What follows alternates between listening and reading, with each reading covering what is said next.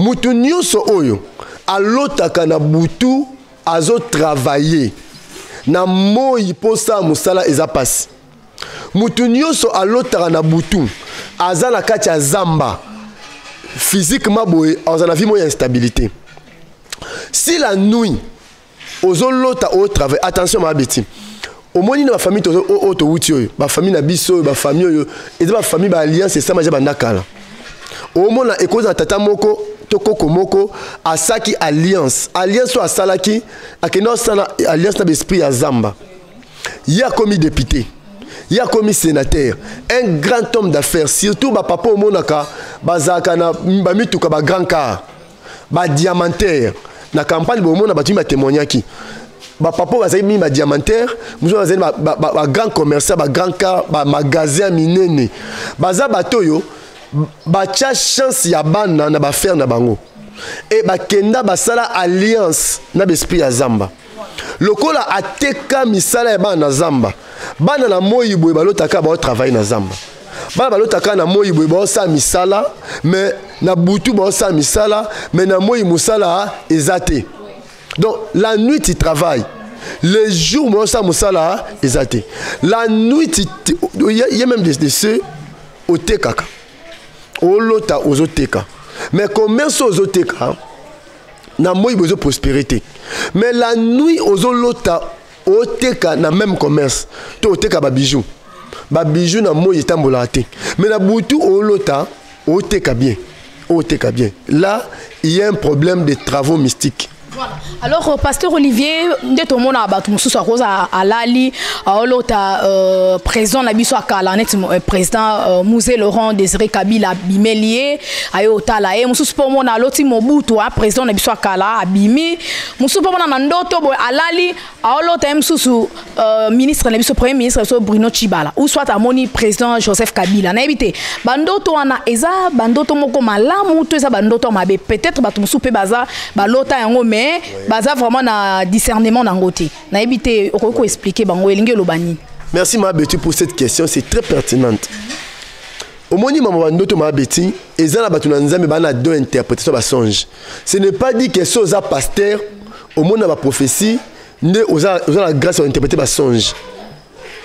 Si ton pasteur a la grâce ya ko interpréter la songe dans ma bête mais soit dans ngote luka batoyo ba opération interprétation songe sol olali na butu olota chef de l'état actuel Joseph Kabila ayota la yo bo solo là hein ce oloti mukonza mboka zo bundisa yo c'est que oza attaquer na sorcellerie à oran nezo bundisa o atabutu e umeli na bomo ingai tongo ebonango kotana na misabu moto nazomona te bilaka na yo nateli yo motema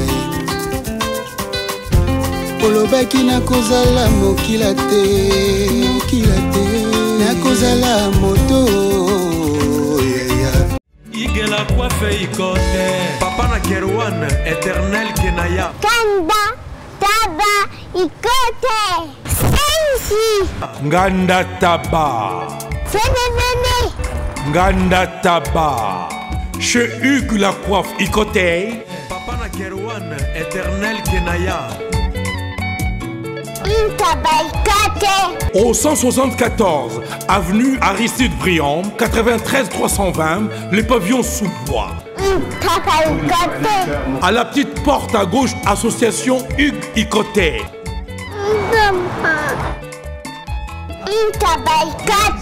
01 41 55 0000 Ntaba Ikote Descartes Construction et yeah! Fini l'inquiétude pour la réalisation de vos constructions de rêves en RDC au prix imbattable. Grâce à votre entreprise installée en RDC uniquement pour vous, spécialisée en construction, réfection, bâtiment, immeubles, vente de terrains, travaux publics avec les ingénieurs architectes qualifiés au prix incroyable. L'Escart Construction est aussi spécialisée en luminosité des bâtiments et éclairage public. Installation des systèmes d'alerte, intrusion pour des maisons et véhicules et tout d'autres services. Nous acceptons aussi les paiements par tranche au prix incroyable. Pas d'hésitation avec Descartes Construction. Vous serez jamais déçus. Pour tout contact, notre email est descartesconstruction@gmail.com. Notre numéro de contact plus 447 93 92 82 813 et appelez-nous pour Kinshasa plus 243 89 91 56 86 2. Descartes Construction à Tozana Mbongo Moké, opération Tongana RDC. L'agence d'export et d'import Michel Atlantic Shipping. Et bana ya Canada, bana ya USA, bomitongisa lisusu. Pour tous vos achats et ventes de voitures, pièces de rechange et les accessoires possibles. Na koti na ba koli na bino na Kinshasa, bomitongisa penza te. Please, bakoya koza koli tinanda. Pour tout contact, benga Michel Lukadi. Plus 1 508 371 60 43 USA na Canada. Pour la Kinshasa, benga na plus 243 89 551 30 38. Michelo Atlantic Shipping. Yaboye. Bazuwapi. Raph Ngindou, félicitations pour la promotion, c'est la pour l'artiste. Que Dieu te bénisse. À connaît pas demander, il n'y a rien en face. Congo promo Raph Ngindou nde naninga mabete Congo promo Raph Ngindou aza mutu aza na mbongo boga aza na bakara danger donc a mutanzalate. En tout cas, félicitations, merci Sito Oumela. Raph Ngindou, le présentateur la force créative Congo promo. Boroto, ça la force militaire la Congo promo. Et faites comme moi, allez voir Congo Promo, tv5.com. Donc au nom de Jésus-Christ, nous bénissons le Congo Promo. Avec Raph Ngindou, Congo Promo ne tombera jamais. Piccolo Congo Promo nde. Ouais, balobi Raph Ngindou. Congo Promo toujours, grande puissance. Come on. Congo Promo qui torcos net na film. Congo Promo babunda na nango. Raph Ngindou. Congo Promo. What a plus, what a boss là.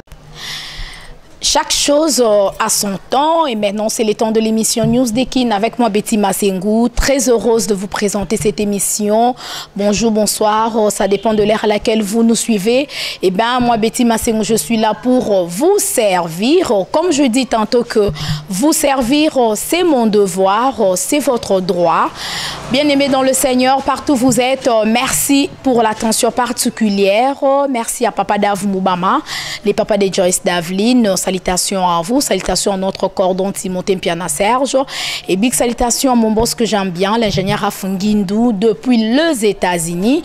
Aujourd'hui, je reçois pasteur Olivier Témé, le pasteur responsable de l'église Centre d'intercession Rehoboth qui se situe dans la commune de Lemba sur l'avenue Semlik numéro 40.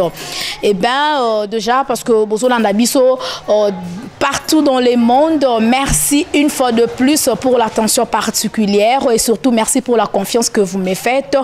La délivrance de la maison de mon père, 8e édition en tout cas, bien aimé dans le Seigneur, ba image eza na YouTube, bolanda ki bomonaki ndengeni ni nzambe ya pasteur Olivier a epata ki ba vie ya bato ba ya ki ba témoignage eze belé et dans cette émission borozwa temps ya Rolanda yango et puis borozwa sous temps ya Kolanda extrait, il y a la délivrance de la maison de mon père, 8e édition, Ezalaki, grande campagne Awana Kinshasa.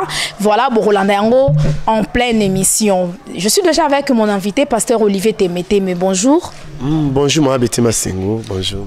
Bien nommé, tout ça déjà na Moussali Nanzambe. Je sais pas, pasteur Olivier, un mot, na bandi mignon, na peuple des dieux, au Bazolanda Bisso de partout dans le monde. Avant d'entrer dans le bain de notre émission, moi, Lilo, Lipamboli, je sais, Nabi, que titre déjà, il y a émission, le thème, il y a Lelo, Batouba, c'est plein, non, mais moi liloba poto kota na émission na biso. Vraiment oazolanda biso Nzambe ya pambola yo, Nzamba kota makambo na yo. Kobosa na te, Jésus revient bientôt. Merci, que Dieu vous bénisse. Voilà. Aujourd'hui, nous allons parler sur le travail de la nuit ou misala ya butu. Et puis bandoto o batu balota kana butu, bandoto ya mabe o bosala kanango peut-être na boye baka comment dirais-je, beaucoup discerner en côté. Et ben na émission à lelo to remettre un peu quand on a moussa l'ensemble parce qu'il y a mieux placé ya couper sa biso ba explication par rapport ya bandoto ya buto batu balota kabaye barate et linkolo banini. Voilà, pasteur Olivier na habité moi liloba d'abord na thème autour de l'émission à l'élo sur le travail de la nuit. Tout le monde a rango musala ya butu ezanini. Pour tout sortout na biso bolo bela musala ya butu. Est-ce que na butu batu basalaka? Oui, merci beaucoup. Misala butu c'est to bengango le travail mystique et nocturne. Donc dans les mystiques ou soit dans le monde spirituel, il y a un phénomène quand on dit tout ce qui est phénoménal. C'est l'ensemble des faits qui sont bizarres. Ce sont des choses qui sont réelles, mais qui sont souvent difficiles à cerner ou difficiles à expliquer. Ils ont un phénomène marié femme de nuit. La Bible est athée. Mais il y a un phénomène moutou, à l'ali, na tongo, à mouni maramousous. Il y a un mouton vivre. Alors, phénomène marié femme de nuit, ou c'est un phénomène travail nocturne, travail de la nuit. La Bible est aux gens, il y a image, il y a vie à David. David, sa vie est mis dans la Zamba. Bawendra est roi. Tant que les prophètes Samuel a eu, tous les 7 ans, ils ont été à tout papa. Est-ce que vous avez. Moi, je suis à Zamba. David a été Zamba. Bawendra est comme roi. À quel souhait na Zamba. Moutou Bawendra est roi. Pour que travaille dans le bureau, je travaille na Zamba. Donc, après ça, tant abomi Goliath, Saoul a dit Landaï. Et cet homme a question de Mawapi na Zamba. Dans 1 Samuel chapitre 22. Au moins, à la caverne Abdoulam, na liboulou mo abouya. Quand on dit des cavernes, cavernes, ils ont rocher fortifié, ils ont molli la carte. Mouto fait azala roi, a ko régner sur Bakuluna, na carte ya wapi ya molili.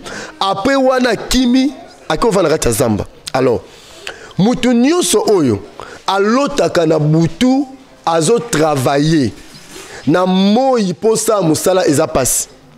Mutu nyonso alotaka na butu aza na kati ya Zamba physiquement boye aza na vie moya instabilité. Si la nuit ozo lota au travail, attention ma beti. Au moins na famille to auto wuti oyo, ba famille na biso, ba famille oyo, eza ba famille ba alliance et ça maja bandakala. Au moment où école de tata moko toko moko asaki alliance so asalaki akeno sala alliance na l'esprit à Zamba. Il y a commis député, il y a commis sénateur, un grand homme d'affaires, surtout ba papa au monaka bazaka na ba mituka ba grand car, ba diamantaire na campagne bo mona ba tu ma témoignaki. Ba papa bazaki mi ba diamantaire, muzo bazali ba grand commerçant, ba grand car, ba magasin minene. Baza batoyo bacha chance ya bana na ba faire na bango et ba kenda basala alliance na l'esprit ya Zamba. Lokola ateka misala ya bana Zamba. Bana na moyi boye balotaka ba travailler na Zamba. Bana balotaka na moyi boye ba sa misala mais na butu ba sa misala mais na moyi musala ezate. Donc la nuit tu travailles. Les jours ba sa musala ezate. La nuit il y a même des ceux au tekaka. Olota ozoteka. Mais commerce ozoteka na moi besoin prospérité. Mais la nuit ozolota oteka na même commerce. To oteka ba bijou. Ba bijou na moi etambola te. Mais na butu olota oteka bien. Oteka bien. Là, il y a un problème de travaux mystiques. Voilà. Alors, pasteur Olivier, de tout le monde a battu à Lali, à l'autre président Nabiso Akala, président Mouzé Laurent Désiré Kabila Bimelié, à Yotala, et Moussou pour mon aloti Mobutu, président Nabiso Akala, à Bimi, Moussou pour mon Nandoto, à Lali, à l'autre Moussou ministre Nabiso premier ministre Bruno Chibala, ou soit à Moni président Joseph Kabila. N'habité, Bandoto ana Eza, Bandoto Moko Malamu, tout ça Bandoto Mabe, peut-être Batumsou Pebaza, Balota Yango, mais. Baza vraiment na discernement dans côté. Na éviter oko expliquer bango elinge lobani. Merci ma Betty pour cette question, c'est très pertinente. Au moni maman ndoto ma Betty, ezala batuna nzambe bana deux interprétations ba songe. Ce n'est pas dit que soza pasteur au monde ba prophétie ne oza la grâce à interpréter ba songe. Si ton pasteur a la grâce ya ko interpréter la songe dans ma bête mais soit dans ngote luka bato yo ba opération interprétation songe sol olali na butu olo ta chef de l'état actuel Joseph Kabila ayo tala yo bo solo là hein ce oloti mokonza mboka zo bundisa yo c'est que oza attaquer na sorcellerie à oran nezo bundisa yo maintenant so oloti mokonza mboka chef de l'État, to aux autres travailleurs, chef de l'État, expliqué la musala. C'est une grande élévation. Nzamba au tombolo makasi pe au lien la mesa barwa. Il te faut des prières au lien la mesa barwa. Mais ce qu'on l'a na butu, au lotindoto président Mobutu ayota la yo. La place à musala, yeba ba longolo musala. Ah bon? Puis pourquoi? Parce que Mobutu ala mo konzambo ka basa nini ba longola ki. OK. Il y a déjà Longwa. Maintenant, sur l'autre musée, on les Kabila, Ayota la yo, Yeba Moussano et Koufa. Eza songe moko imagé, c'est très difficile. Il y a opé sa interprétation. Et c'est vraiment Moutou Oyo a vendu l'interprétation, il y a ba songe. Elle comme suka pembe la motute. Elle comme ya boanya bonzambe zakati na yo, ya oyeba ko limbo la bandoto. Voilà. En tout cas, je pense bien comprendre. Hein, donc, vous avez vraiment réponse très bien à la question. On a bien posé à bande kobe balo tarabando tomoko bozora lango interprétation t. Mais Moussa Nanzamba dans le pasteur Olivier a ko interpréter ngo parce que à la sagesse divine ou c'est pas yemoko les tatan Zambé. Donc Yemei, le roi des rois Jésus-Christ de Nazareth. Voilà. J'aimerais bien vous proposer les images et la campagne de la délivrance de la maison de mon père 8e édition. Et puis, Landa na ba témoignage parce que Moussa Nanzam le pasteur Olivier Temete mais à chaque fois ton osa ne bémission bon on a ba témoignage on ndenge nzamba za ko salela ye et puis aza ko sala ya minene alors bolanda ba image on ndenge batu bazo témoigner et puis bolanda pe image ya Moussa Nanzambe donc ya disons, comment dirais-je, il y a Matéa, il y a premier jour, il y a convention, hein, donc sur la délivrance de la maison de mon père.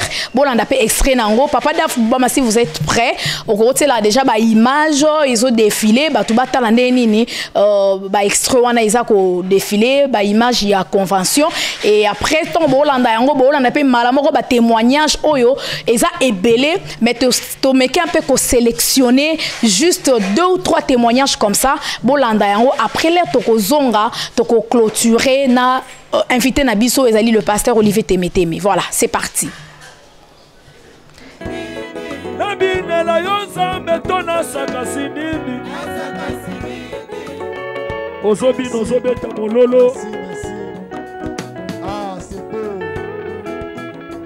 Na maboko na yo, na kombo na Yesu. Je parle à tes mains. Esprit de régression, esprit de stagnation, esprit de l'échec au bord du succès, je te donne de libérer. Libère, tu libères, lâche tes mains. J'y mets service. Il y a José Baïla. Oui, bonjour papa. Allez, comment t'as réussi? Landanga na bureau. Ngane mukolo agence José Baïla. Agence César basée na Rennes. Tous les voyages, ceux qui biloko comme ninga mona ya kapuna kabula biloko ba dérive za les belete quoi. José Baïla, j'y mets service. Europe mobimba, atie biloko pa na yo. S'il vous plaît papa, biso awa na JBS service avant que soit colis na yo, il faut qu'on vérifie ce qui biloko on est commis très bien. Ah, mouton mukilité. Soudain, la pote, tu as tiré collier.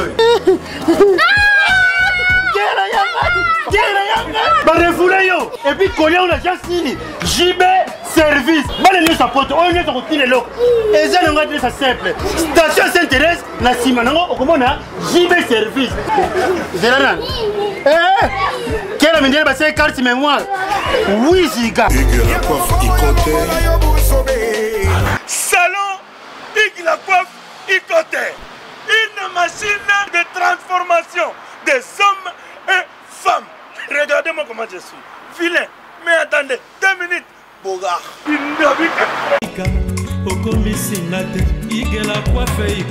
Hugues la coiffe Icoté. Votre salon de coiffure mixte afro-européen situé sur la Nationale 3 au 174 avenue Aristide Briand, les pavillons sous bois.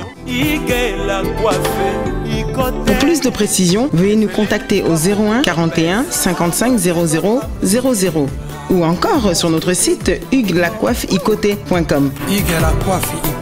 Nous sommes ouverts tous les jours de 8h à 20h, même les jours fériés. Hugues la coiffe Icoté, l'homme qui coiffe la ville. Hugues la coiffe Icoté, le salon de coiffure mixte afro-européenne de proximité. Au 174 avenue Aristide Briand, les pavillons sous bois sur la Nationale 3. Un seul numéro, 01 41 55 00 00. La beauté de votre chevelure chez votre frère. Hugues la coiffe Icoté, même père, même mère. Chikicha, chikicha, cha cha. La beauté peut tout changer. Salon Hugues la coiffe Icoté. Quelle beauté! Sexy pour les femmes, dindindi pour les hommes. Au nom de Jésus-Christ de Nazareth. Alléluia. Alléluia Jésus. Alléluia Jésus. Non, tu vas inaugurer. Et ça la combo monzamba peso lelo. Combo la famille nous a raté. Et le konzamba osa na vie na yo. Na libota na ono esalamate. Na édition, na 9e édition. Zamba ocha témoignage na monoko na yo. Au nom de Jésus. Shaba papa papa papa.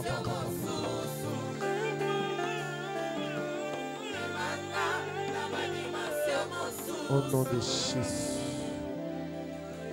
Alléluia. Pour ne pas déranger les musiciens, on descend. Les musiciens vont rester.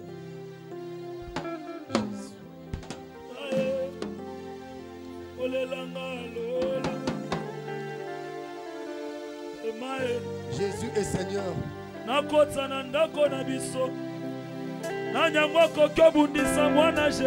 est le roi du roi. Général est en fonction. Il y aura des familles. Il y aura des familles qui seront libérées maintenant. Alléluia. S'il vous plaît, papa, merci. Le sujet où on s'est réunis en famille. Hier, il y a 318. Quand Abraham a réuni les 318 personnes, membres de sa propre maison.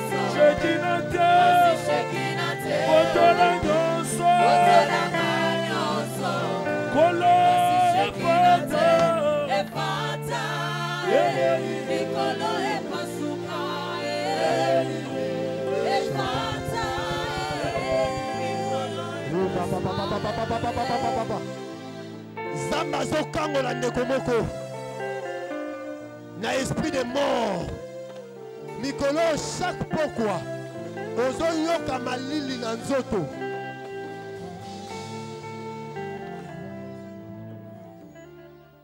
chaque pokwa ozo yoka malili na nzoto. Que Dieu bénisse papa Paul. Nous sentir à connecté tant ozo yemba. Le médicament sort de sa bouche. Il est Dieu. Ozawa na wa isika. Ozoka ba malili na pourquoi? Malili makasi. Le Saint-Esprit me dit, c'est l'esprit des morts.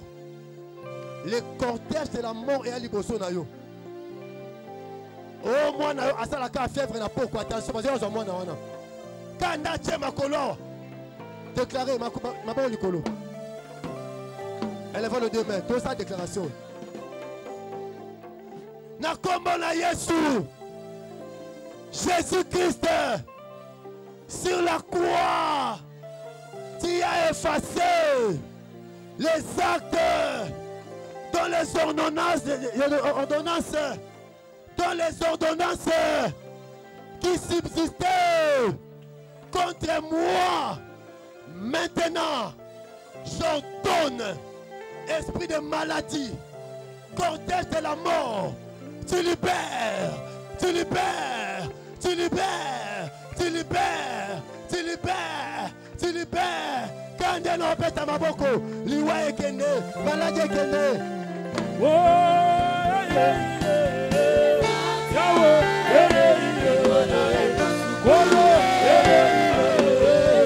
Jésus,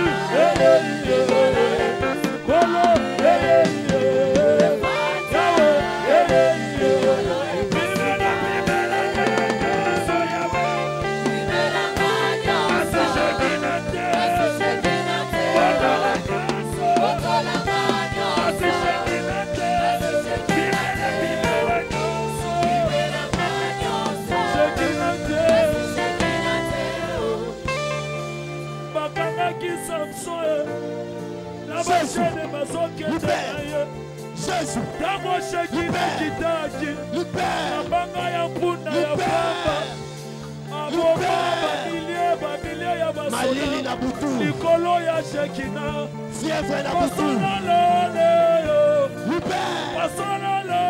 Jésus, Komola Masola Lola Yahweh, Bimela Menyoso, Kasi Shekina Te, Botola Menyoso, Kasi Shekina Te, Efata, Nikolo ya Pasapa,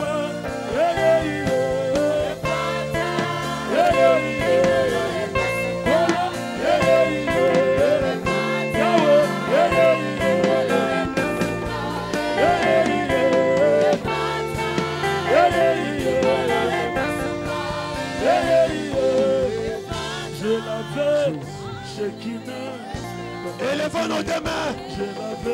Élevons nos deux mains. Je vois le feu.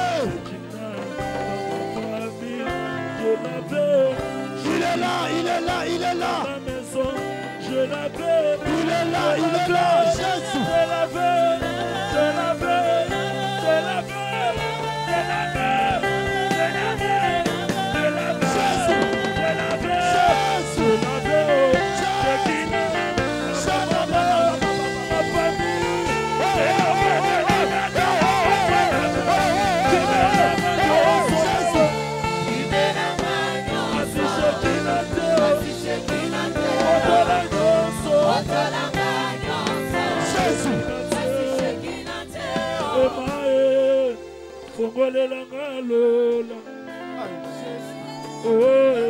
Il y a une forte onction dans ce lieu.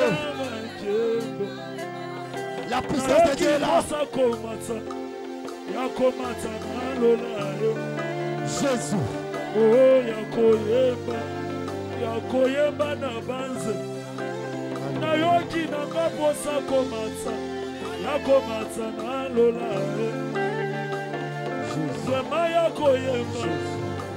Yakoyemba na banze emae fongolelanga lola Yesu emae pitiselakeko pongai nayoki kosa komatsa na lola oh yakoyemba na banze nayebi emae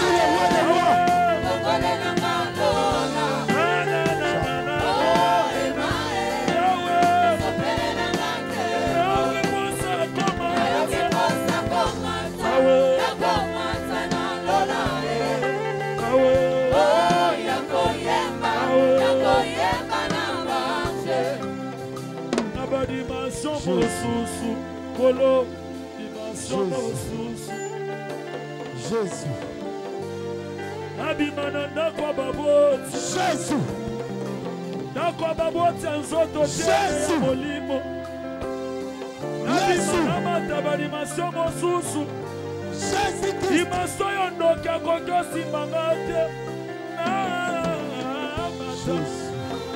komisanga ndeti mpongo ebime yakelakelakelakelai cakalamiandonyengezela bwalu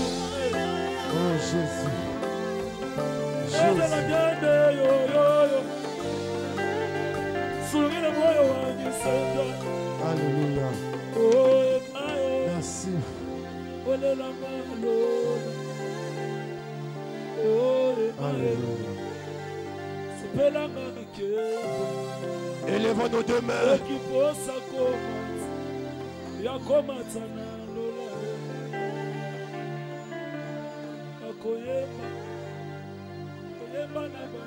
Ezande komona oesika Ramazamandare bosheka baba baba. Ozande konona poto. Kombone ani. Zamba longo l'esprit de mort liboso na ye. Anga osala accident. Ongora sango yano komone ani na poto kufi. Zamba longo li mauvais sort. Et où t'as eu Kinshasa? Dengo sa makambwana kuna. Maintenant, dans sa présence, Dieu a enlevé cet esprit. Shamazamanda de Moshe. Alléluia. Non, la liste moko bakomi na biki noir ezo zika. Bacha bantababo na nebaliaka. Ano bakolia mututé na kombo na Yesu. Dans ta maison il n'y aura pas de mort. Okolela te na kombo na Yesu. Élevons vos deux mains. Oh nyonso asala à commerce et avancera te. Ato osali projet. Obomba mbongo salika musongolo pakala esimbaka te Zamba zolongola esprit ya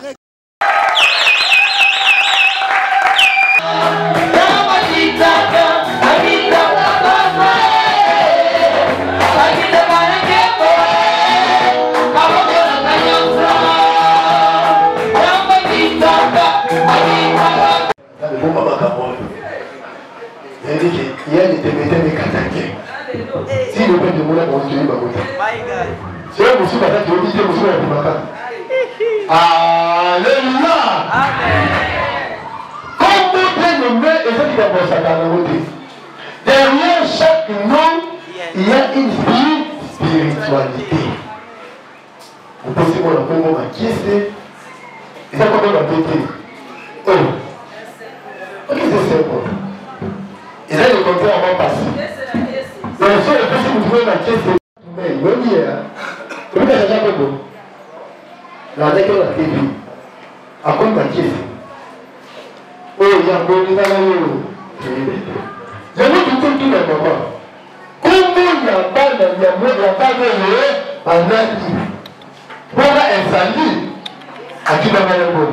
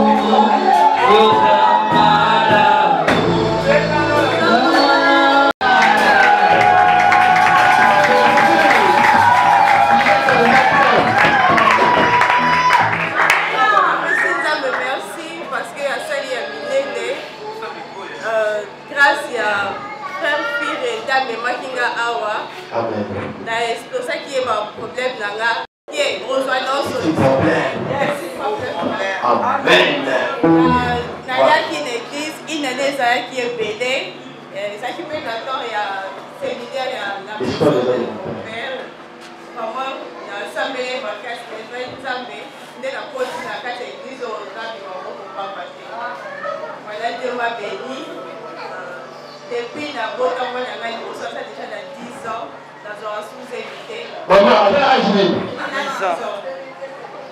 Oui, ceux qui ont suivi, il faut y aller, ceux qui ont suivi, il faut y aller. Dès là, il y a un awa, il y a des actes qui viennent à papa, moi,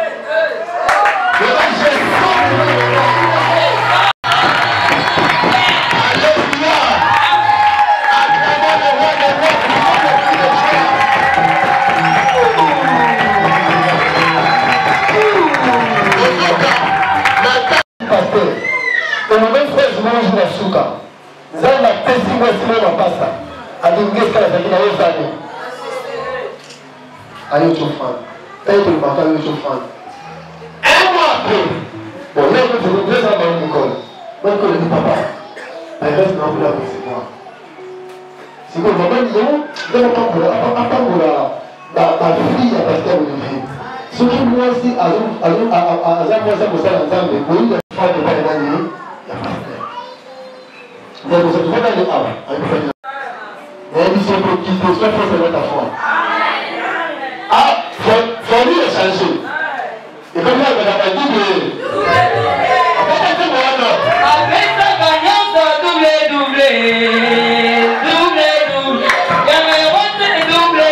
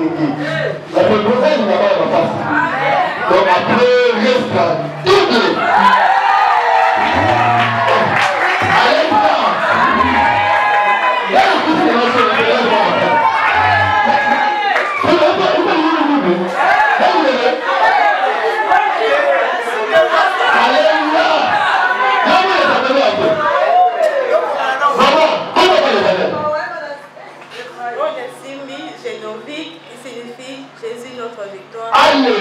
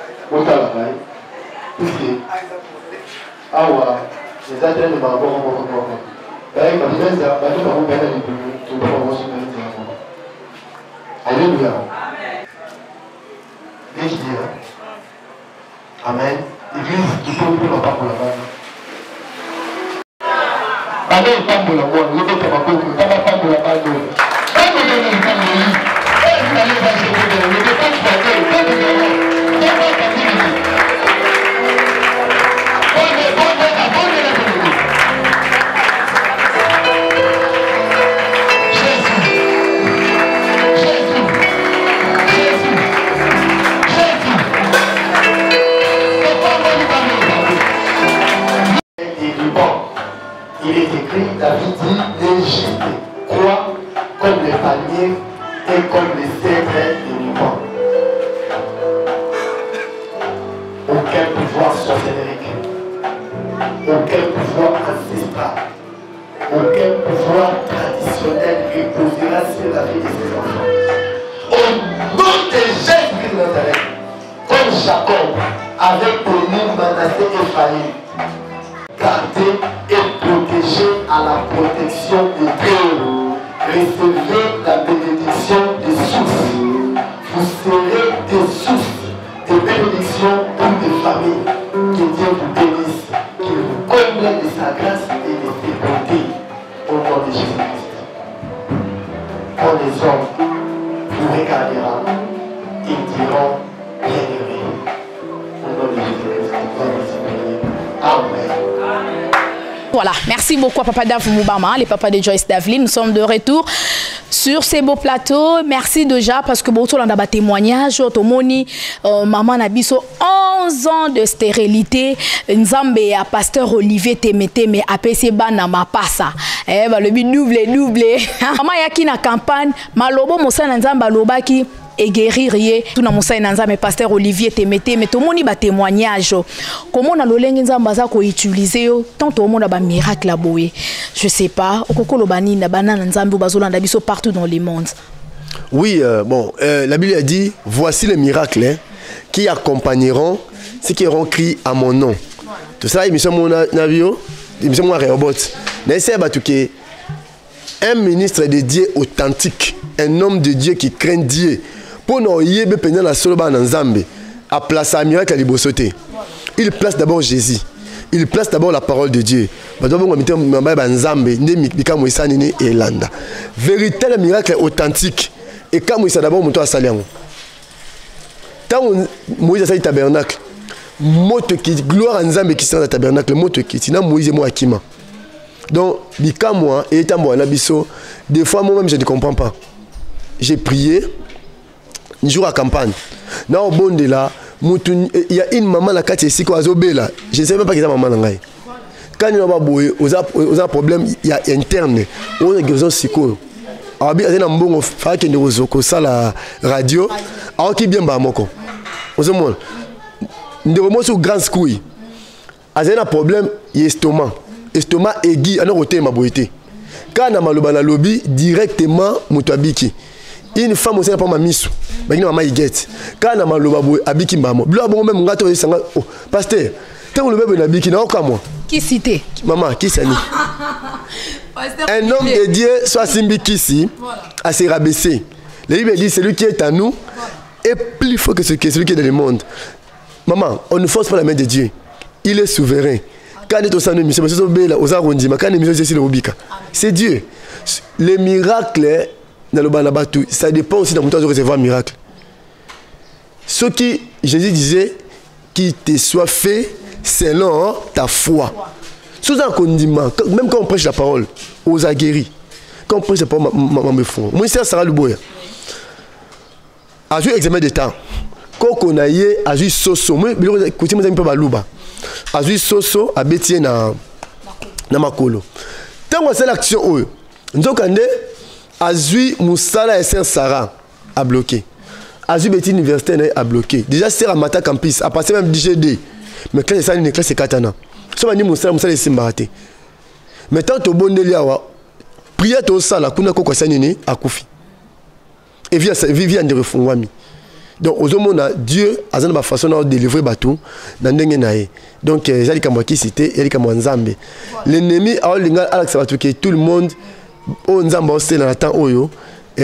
c'est la magie. Parce que si tout le monde sont magiciens, maintenant qui sert le vrai Dieu? Voilà. En tout cas, c'est bien répondu, le pasteur Olivier Temete.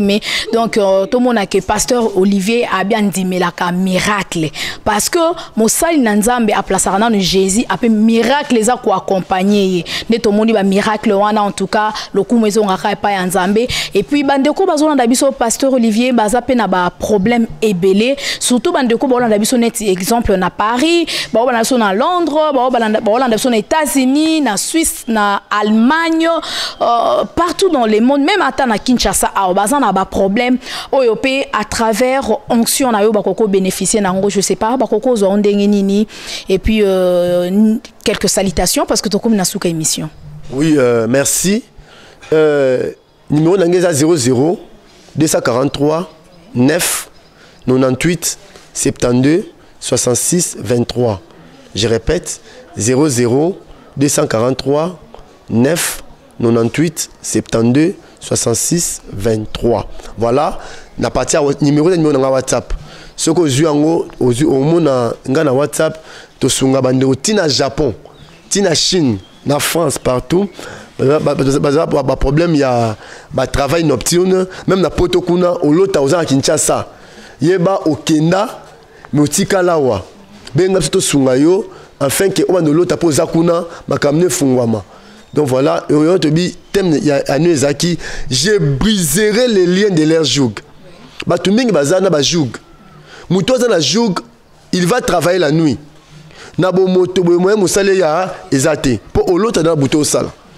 L'autre na butu on a la compagnie. L'autre na butu au katabilanga. L'autre na butu au sa chasse. L'autre na butu au teka na magasin. Yeba soy na bandoto na yo na butu maman. L'autre au sa musala. Eza pas si les jours on a travail moko stable. So l'autre biloko benga biso oza la Congo. Oza na Afrique. Oza wap en tout cas, nous sommes là pour vous aider na Amérique partout. Tozawana pour nos sungabino en tout cas sans condition. Nous sommes là pour aider le peuple de Dieu. En tout cas, Nzambe na lola aozanga te na osunga pe na délivrer yo. Ce qu'on dit délivrance, so misala butu katani. Nde na mo isiko yo, oko prospérer na musala. C'est exact avec le mariage nocturne. Muto l'autre mari de nuit.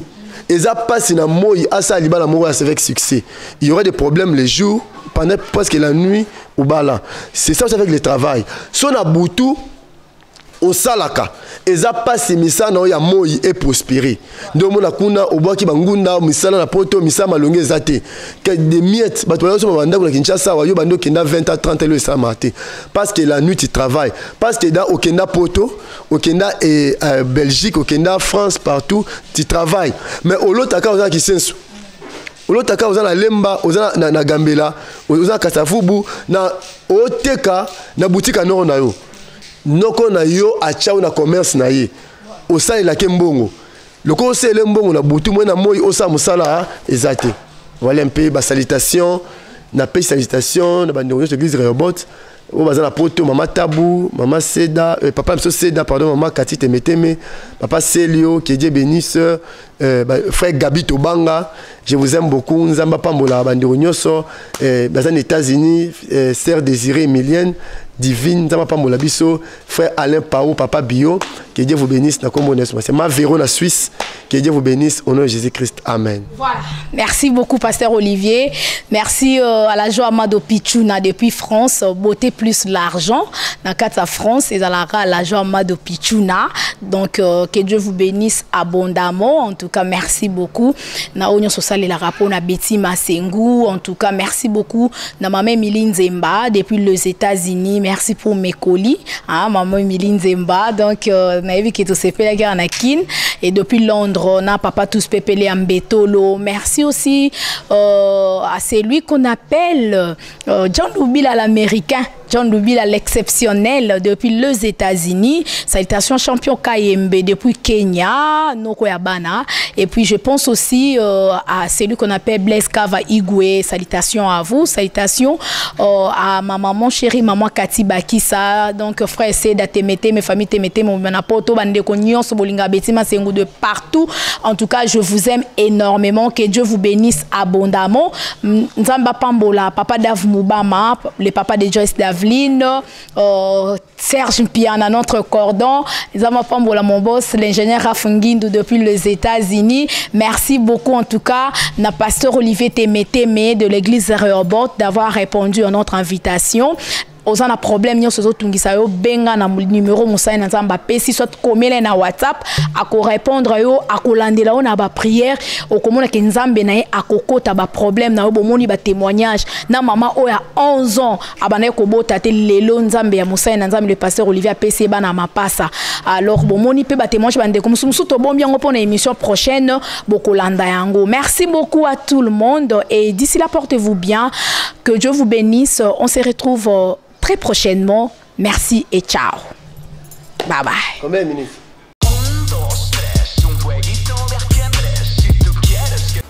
Bonjour à tous, vous êtes sur Congo Promo. Si vous aimez plus de vidéos, cliquez le bouton en bas, abonnez-vous en masse. Moi, Bérodès, je me suis déjà abonné. Il reste que